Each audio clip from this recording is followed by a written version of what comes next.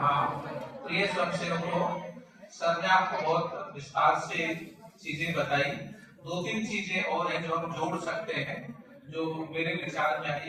एक तो ये कि जब भी आप कम से कम एक दिन तो आप बोधली यूनिवर्सिटी में विजिट कर ही लेनी चाहिए आपको। रैली के तौर पर आप थोड़े से तख्ती ले लें और स्याही और ले जाए आप घोड़ करके। कोई दीवार आपको दिखाई नहीं कहीं ऐसी, तो आप जैसे बेटी बचाओ बेटी पढ़ाओ स्लोगन लिखना है और नीचे NSS गवर्नमेंट कॉलेज राजगढ़। ये मतलब इसको लिखने वाले कौन है? NSS government college GCR Rajgarh. ऐसे छोटे छोटे 5-7 स्लोगन आप जिस भी जहां भी जाएंगे, शहर में जाए कोई दीवार आपको ऐसी लगे जो दिखने लायक खाली पड़ी है, तो वहां स्लोगन लिख सकते हो। उससे आपका मैसेज वहां तक जाएगा। तो किसने लिखा है? NSS गवर्नमेंट कॉलेज राजगढ़ के स्वयंसेवकों ने इसको लिखा है। 5-7 जो भी स्लोगन है आपके स्वच्छता से संबंधित है, नशा मुक्ति से संबंधित है, ऐसे आप लिख सकते हैं। एक सर ने बताया कि आपके जो अनुपयोगी कपड़े हैं अपने, वो अपन इकट्ठे करके यहाँ कॉलेज में जमा कराते हैं। यहाँ जो दैनिक भास्कर है उसने भी, और अरुण के NGO हैं जो उन्होंने अभियान चला रहे हैं, आप हमें सूचना दे दें, वो आएंगे और यहाँ से सारे कपड़े ले जाएंगे। वो उनका उन्होंने एक मिशन बना रखा है। वो जरूरतमंद आदमी है, कोई रिक्शा वाला है, कोई भी गरीब बस्ती है, वहां जाकर के उन कपड़ों को वितरित कर देते हैं।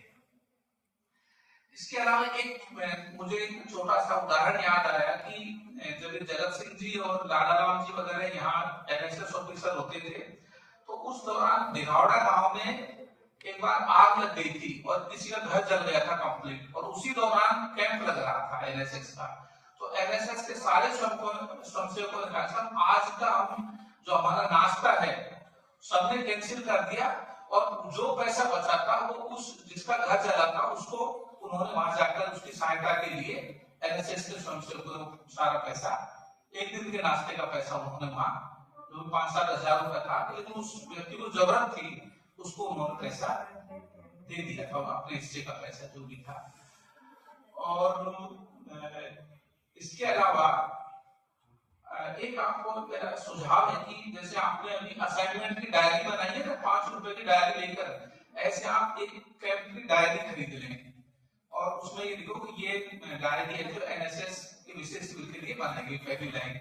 उसमें पहला दिन आज की आप डेट डाल दो कि आज जो इतने तारीख को हमारा महाविद्यालय में पहले हमने श्रमदान किया, फिर हमने नाश्ता लिया, इतने बजे हमारा ये NSS का उद्घाटन सत्र हुआ, मुख्य वक्ता आर्ट्स कॉलेज से मैडम आई, उन्होंने ये चीजें बताई। आप एक रिपोर्ट हो जानी चाहिए एक पन्ने की, तो 7 दिन की 7 पन्ने की रिपोर्ट हो जाएगी, और नीचे आप उसमें साइन करें। शाम के टाइम ये लिखते हैं सांस्कृतिक जो प्रस्तुतियों के बाद में रात्रि विश्राम और भोजन, इतना करके लास्ट लाइन छोड़ दें और फिर आप साइन करते हैं। वो रिपोर्ट अपने NSS ऑफिसर से साइन करवा लें आप चाहें तो, वो आपका रिकॉर्ड होगा। आप चाहें तो NSS ऑफिसर को जमा करा दे, एक तरह से आपको फीडबैक मिलेगा कि, और लास्ट के दिन आप अपना फीडबैक दे दें पन्ने में कि हमने इस दौरान ये चीजें सीखी और हमें बहुत अच्छा लगा। उससे क्या आपको लिखने एक तरह से अभिव्यक्ति कौशल आपका सुधरेगा। उसको लिखने का शौक होता है ना, उसको बहुत सारी चीजें हैं, उसको टेंशन नहीं रहता है।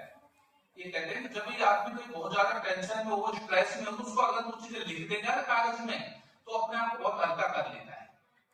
इससे आप डायरी लिखने की शैली सीखेंगे तो आप एक पूरी 7 दिन की 7 पन्ने की 7-8-10 पन्ने की रिपोर्ट तैयार कर लेनी चाहिए।